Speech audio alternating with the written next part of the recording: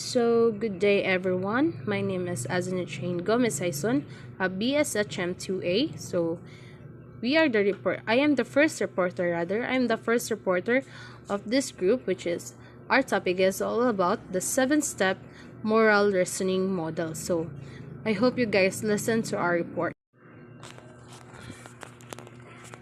The first step of moral reasoning model is the gathered facts.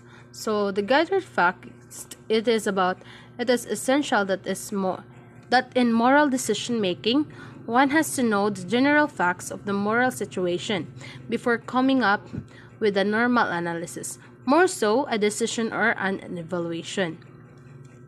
Like for example, taking notes and pictures of the accident can help gather the facts. So taking notes and pictures is one of the examples sa pag-gather the facts, because there is kanang daghan pa nga example sa pag-gather the facts, like you have to research, you have to seek information, you have to ask persons who's in that accident or kanang kinsa to nga kanang mga persons nga na paghitabuan ng accident, like for example nadunggan lang nimo or nabati lang nimo sa FB. So usap po na siya sa kanang pag-gather the facts nga nag-research ka, nagkita ka sa post sa mga tao nga na ato nga time. So then this is the first step, because in order to make a good and informed moral decision or moral reasoning, you must first know all of the facts and information about the decision. So before you make a decision, you have to gather the facts, you have to know kanang need pa nimo mag una-una kung sakto ba na mo ba na siya sakto, or kanang okay ba na siya nga adto kana nga decisions imong buhaton kanang rather atong usa nga decision nga imong. So when kanang you decide something nga naman jud kay two options, diba, na kay plan A or plan B nga imong decisions nga buhaton. Like kung mo make a decisions, you have to make a plan A if kanang ang ihang gawas or ang iyang impact nga decision is kanang good ba or bad ba. So you have to make a kanang plan kung unsa imong buhaton og bad ba ang kanang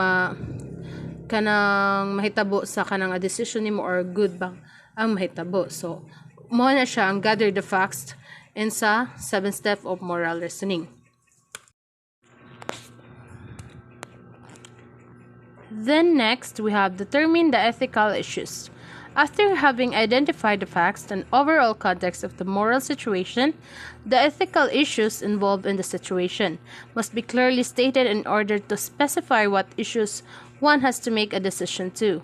This section must likewise clearly state the major moral dilemma involved in the case. So, in this case, determine the ethical issues kay need nimo og musik gihapog information, pero imo siyang ang information nga imo isig is kung unsa jud ang kanang main reason nga nung muna imuhang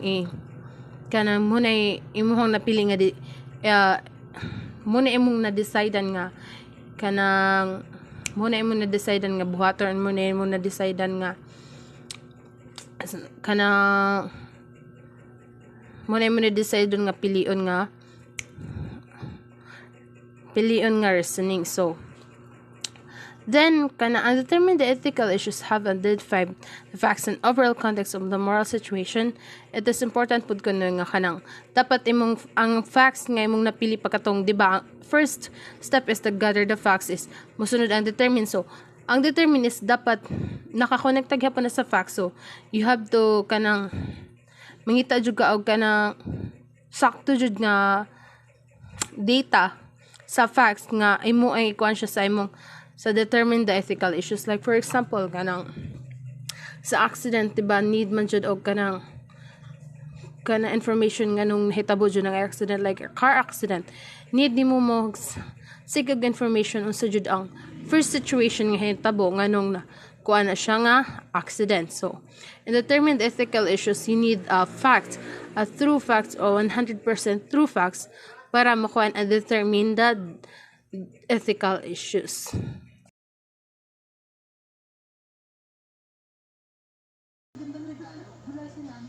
Good day, ma'am.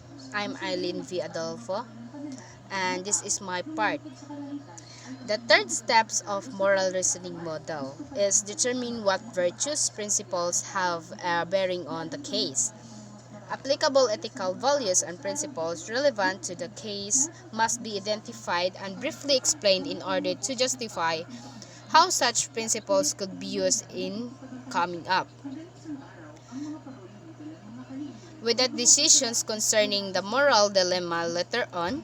In addition, the sources of these principles must be acknowledged. Likewise, these values principles could come from established philosophical ethical principles, sociocultural norms, sociopolitical norms and laws, religious traditions, and others.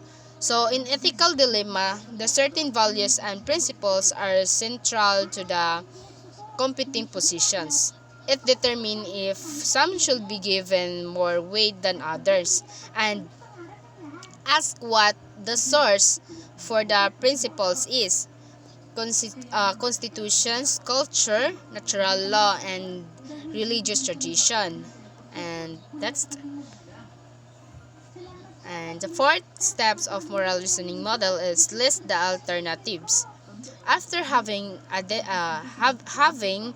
identified relevant values, virtues, and principles involving the moral situation, possible alternative courses of actions must then be proposed and briefly explained.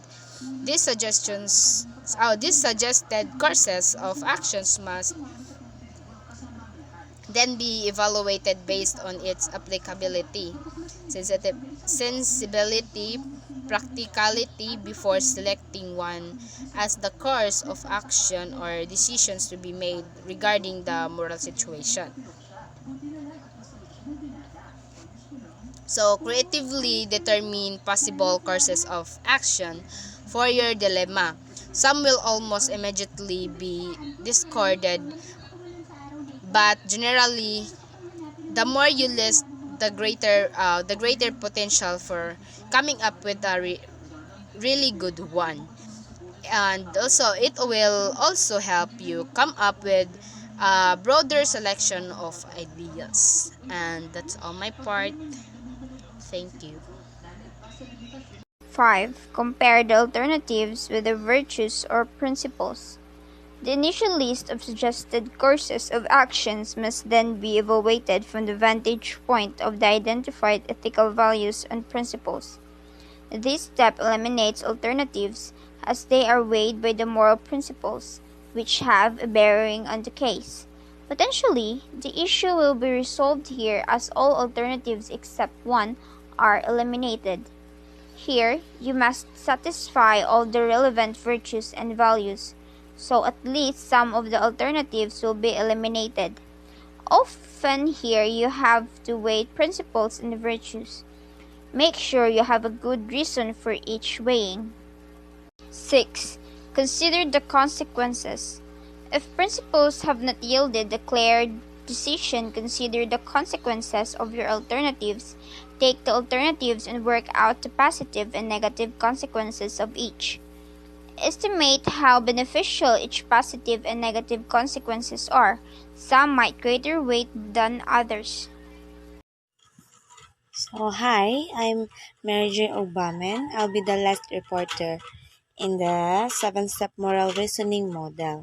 So, number 7, make a decision including one's justification for the decision. So, after having analyzed the moral dilemma situation from step 1 to 6, which is the gather the facts, determine the ethical issues, and so on and so forth. So, one must now make a decision based on what has been previously discussed and must clearly justify the decision that has been made. So, after gathering the facts, and so on and so forth, we have to make na sa decision. So, if mag-make a decision, we need to be careful and i-know jud siya or something nga mas pilion jud if sakto ba wala bay kanang sakto ba ang flow pag imuha na mo ang decision, no? So kinahanglan dapat fix ang tanan if we have to make na a decision. So ethical decision rarely have a pain-free solutions. It might be you have to choose the solution with the least numbers of problems or painful consequences. So if kanang maghimo jud tag decision, no, kay we have to kuan jud nga ma-face jud na nato siya ang kanang mag-choose ta sa solution with the least number of problems or painful consequences, like example sa incident or sa accident na natabo. So kasagaran if kanang something nga nagwa mog lawyer ana, then pag namo sa something sa husgado na, di ba, naman jud na kanang kuan na ay mapildi nya na say madaog.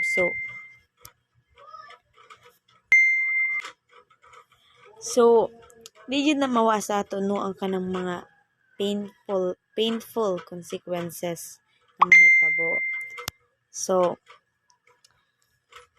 more to siya, so more make a decision.